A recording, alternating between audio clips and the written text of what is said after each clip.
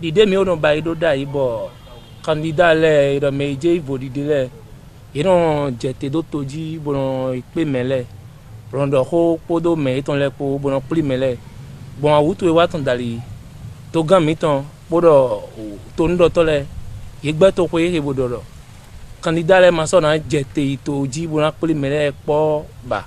àmọ́ yìí náà zan lóyìn kó dọ̀ ó tì mí tán lẹ̀ náà ó sọ gan zé wọn zagun yìí tán lẹ̀ òun èyí dó lẹ̀ bùrọ̀ ṣe dó òtòvi lẹ̀ mẹ̀ yìí náà dèvò náà yìí lẹ̀ náà mi mọ̀ nù mọ̀ ń kọ̀tàn gbèdìde mọ̀ ń kọ̀tàn náà mi yí dó. Ndo mi journaliste lẹ̀ e bibira mi parce que de mi dọ̀ e mi náà se côté do nugbo e mi náà mọ̀ dọ̀ mi mono isomi do modai amo asiko de me ejedo uwezombo ejan ido mo mina bio mi do ekewa boyin awutu covid-19 de mi no do corona virus mi ma bio do nukun mi ton ni somo nu mo koton do awewe to mele poho to lo le po don gbelo popo le po me mi ma bio bo e wa son mi wule si to benesi aigbaji po mi ni do nola do hona nu kon yi awutu moko tonton po o ezombo gbeto nu kunde yi to mi ton le to gan mi ton de yi sisi jera do iro yin ko ton parti salon po gouvernement ton po gbeto sisi gbeto teme le po ye wa ni ta me po bo wa do dide eto yi gbon to fi epo le to gbolo me belebu mi ni do no zo na awutu moko ton le tito teme awule teme tin bo mi wule do na wule uwe indo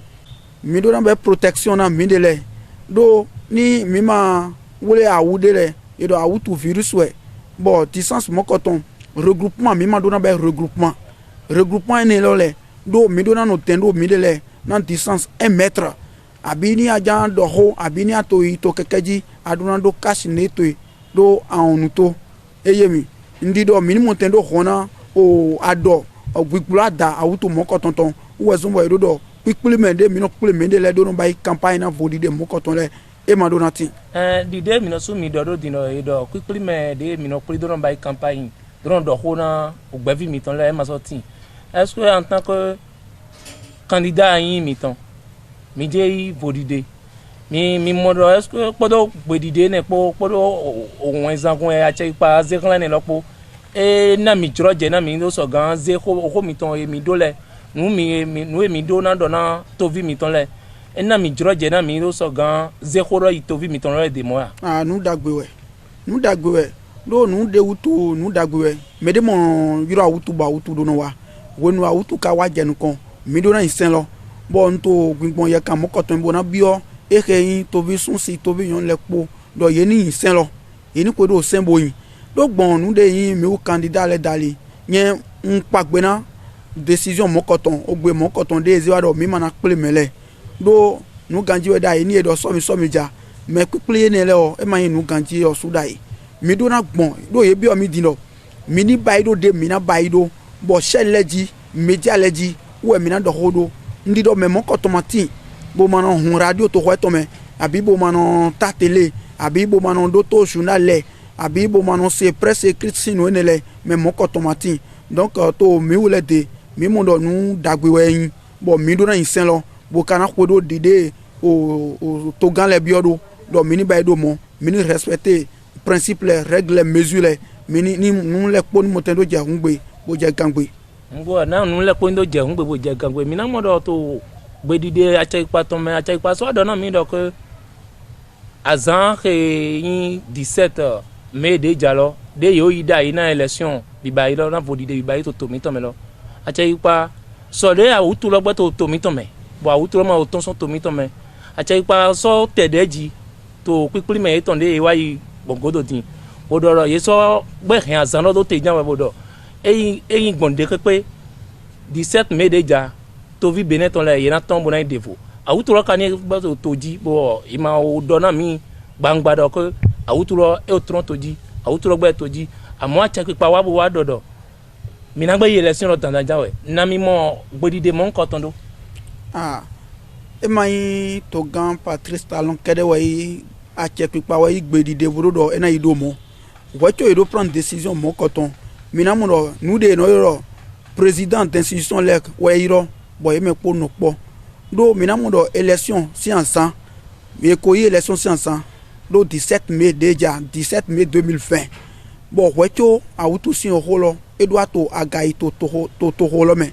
ye ka mo to bene mi to fieni ye prendre mesure le ye wula ou teme bon a outu mon coton manando ploada mi kana mo to hwere mi te fieni ye do mi do 35 bon na a outu mon coton to mi to me bon 18 bon ouais comme satisfaction de koto kwin contenant bon kaka je flin et do me do po ouais ko ouais a we lo eho ouais ma sorti to mi wule me ba donc mina mo do bon flin to ganle teme ye wula wu ye tonde ye singan wule bon a outu mon coton mana so do du deji to mi to me e mana ren o afokpa nde pepe do tena mi bo mi mana do so mi mon coton a wule tele nko o to gan mi ton le yo wule na mi na do so gan do na mi do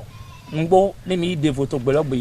ni mi tombo ton so won do mi ton le mo devo mana go akwe gbe po do a outu mon coton le po a wule tele nko ize dai mi monnaie do mi je bureau de vote mi ton le centre de vote mi ton le dide koto yi et koto yi do ni aje ko yin ton gbe wa tu adu bi ko yin ton gbe ni amodo o sin to hon to boji to robi ne me flin bo po adipo bo adona klo aloto e awu mon coton tin to bureau de vote le po papata bo e wule wo tu anado de do une lo conton abi anado ize e bulletin to bo nando do mi ne defo anakla loto e akla loto e o cash ne to flin anaze bonachon bona prendre disposition nya so yi boze agbo we ma to bulletin de vote do agba me aso le ko disposition nécessaire de ana prendre les bon nous mon coton manando do mi wule di ndi do gouvernement ndi de sénat osu ye dona mi do ye ko prendre mesure le ko patapata nous de pepe manager nka do jidi de bodo akonkipa na to gan mi tondo de to flin eyon ye bo to ville si le blanc to ku gbomene bo e to afun le po na mele po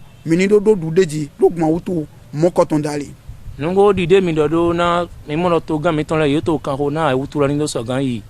sukundo to aigba mi ton bene ton di mi na kambia mi di de mi ko do mi de le ya mi do mi je vodide he jalo to kando atonto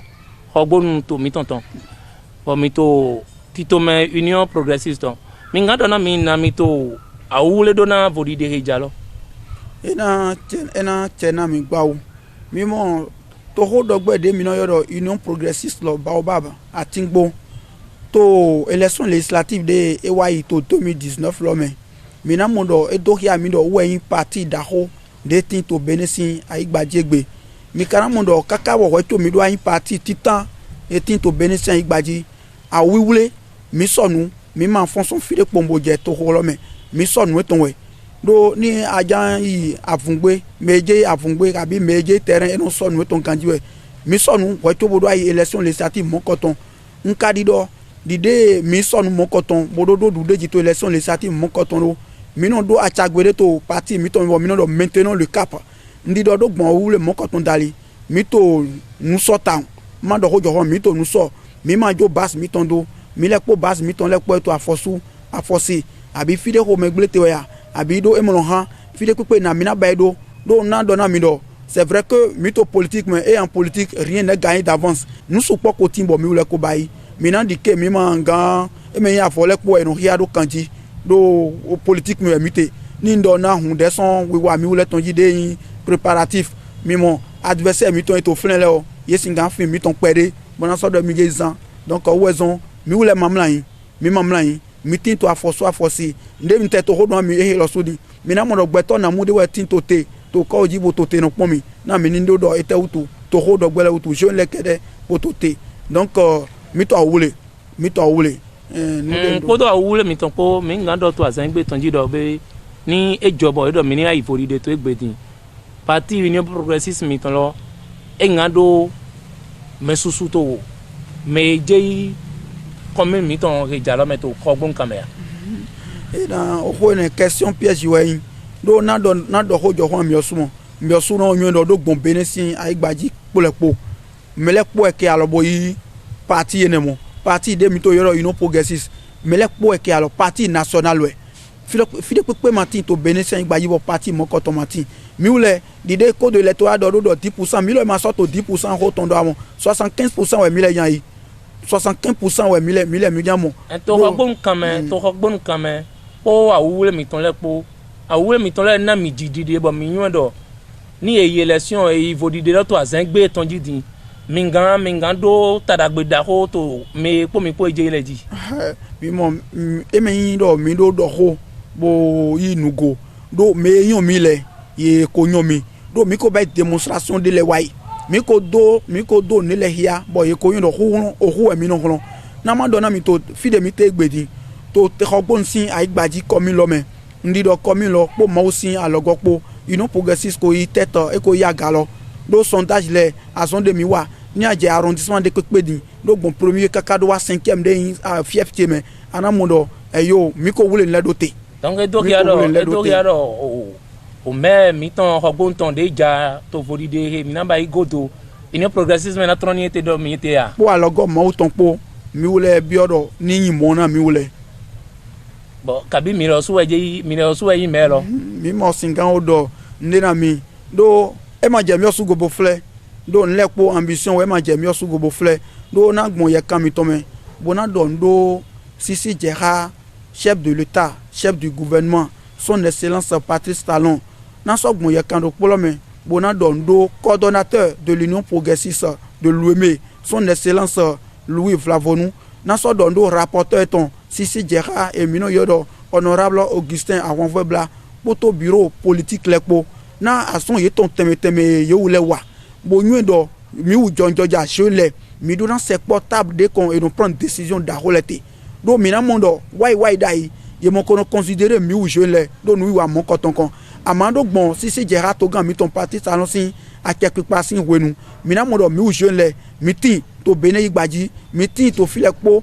trala to kando mi tɔmɛ yin atɔntɔ mina mɔ dɔ promotion wɛ yin na mi wu jeune lɛ ne nya do yen de ya ni tɛ nɔ ndɔnti boto 4e position to lisɔ yi to gbɛtɔ candidat awo mɛ e mɛ inu kpɛbi wo ezɔnbɔ nto nu dɔ do gbɛtɔ nukun de dzi ankɛ tɛmɛtɛmɛ no te lɛ bɔn kaka yi do bɛ position mɔ na mi lɛ mi ka so ato bibiɔ do mi do akɔn kpikpan na to gan mu kɔtɔn dɔ jeune lɛ wɛ nsusi etɔn jeune lɛ wɛ nsusi etɔn mi wu lɛ to didɔ yɛn dɔ fi de kpekpe de tinte ni yɛn dɔ mi wu jeune lɛ mi ti to kodo nɛ bo kana xɔ afun bɔn parti union progressiste sɔ mina do du de dzi wonu mi ka do du de dzi yeni fili dɔ mi wu lɛ wɛ yin nukumɔnu jɔnjɔdza lɛ tɔn bɔn jɔnjɔdza lɛ de kpo lɛ do na yi mi wu lɛ bodo mo dɔ sɔhia de mi yɔ akpadzrɛ exemple wɛ mi wu lɛ yin bona dɔn ye wu lɛ wa donc ndi dɔ nu wɛ bɔ mi do na dɔ do ye. Bon ne tɔn dali gbewɔtɛ mi do bolo yɛn sɔ gan yin gran to mɛ ko mi tɔn lɛ kabi tovi xɔgbɔn tɔn lɛ patakli yewo mɛ ti to kan do mɛ atɔntɔ xɔgbɔn mɛ tɔn xe mɛ mi candidate lɛ. eyan na dɔ na mi dɔ na dɔ na baba tse lɛ na dɔ na iya tse lɛ mlanko tse nɔvi tse lɛ dɔ vodide lɔ si azãde koto yi wa mi wu lɛ su tɔndzi wɛ dze do élection de proximité wɛ mi no yɔ dɔ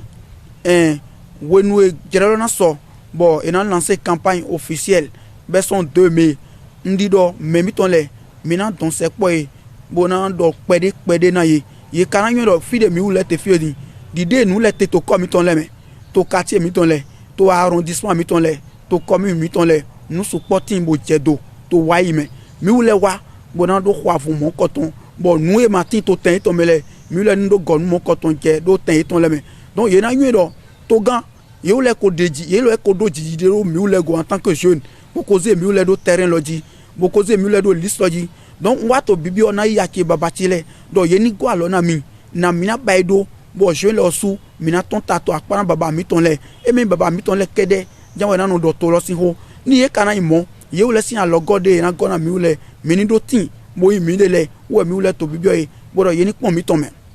yeni kpɔn do mi wu lɛ go wutu do o sɔ de wa yi da ye ma mɔ mi egbedi mi zi alɔ bɔn mi wu lɛ tin to ye mɛ ga donc ye wu lɛ wɛ do na nyi gbe dɔ tɔ mi wu lɛ to bɔn na kpɔn mi wu lɛ na du de dzi ni mo tɛ do tin na mi wu lɛ mi ka wa bɔn do vision a vision mi tɔn ye dɔ mini ba yi do nu lɛ ni mo tɛ yɔn mina dzra kɔ mi tɔn lɛ mɛ do mina dzra arrondissement mi tɔn lɛ mɛ do mina dzra commune mi tɔn lɛ mɛ do o vo gbɔn ma tin mi ma dza can o sin miawu do vo na sin mimiɔ eyo mi mɛ kpɔ nu do kpɔlɔ mi mina dɔ na ye mɛ kpɔ dzini de ye akpakpa ni no ye wu lɛ dzi yeni do ba si kpo mi wu lɛ kpo. pe ewu ni mi ko to sise kpo do mi kpo ne ma ni a can si mimiɔ do vo na si miawu ide mi ko to sise do bo kɔsɔ to mi mɔ do mi novisun mi ton ku en po Basile e indo poto yo me je vodide to élection ejato mai 2020 to me ejati to commune mi ton ogbon to me odo to mi mame atonto to ko mi ton ogbon to me ton odo opo mi do kodo awutu etin to lo me bene to me mi ton odo to gbelo blebu me iro coronavirus awutu lo e to nu kan gbe taun mi kendo awutu lo si okogo odo tito me nkonko de a chekupa mi ton ezeda yi an so gan na jroje to video poropo na mi so gan defo to aliki aliyo me podo to jijo me ominando basi ke yin afodide o to vi dagbeton to azan lo pe o manando go akegbe podo awutu po ko en po Basile ye tedeji bo gofrin mi bona mi jidide bona jidide to vile pokota bo dokia mi do to azan lo pe mi so gan mi rembo so gan ton pour un défaut na akolu mi ton le to gan mi ton le e ko wula wu nko le na o so gan na mi jijo ho na o so gan wula wu nlo le ton na mi to dagbe ton me to ne godo mi ko kan ho bi o edo awu wule parti union progressiste re me etinte ton to hogbon kame kabito 5e arrondissement de me yin candidate bo ye do ho nko le na mi do awu wule he to wule ji boko so na mi adogbo bodo parti union progressiste e o to awu wule bonyo do support conseil le ton eminambe mi don domina otodo me podo na me kunpo meton